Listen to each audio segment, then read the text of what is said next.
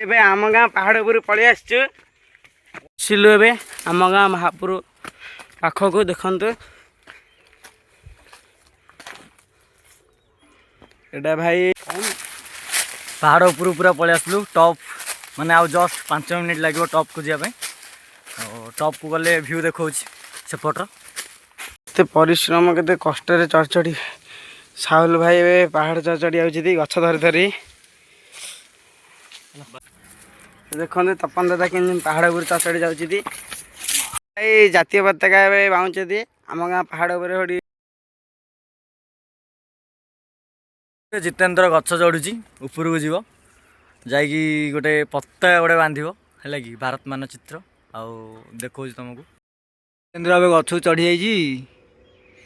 ଏବେ ଏଇଟା ଦେଲେ ଭାରତ ମାନଚିତ୍ର ଦେଲେ ସେ ଉପରେ ବାନ୍ଧିକି ଆସିବ। ଟପ୍ରେ ବାନ୍ଧୁଛି ପତାକା।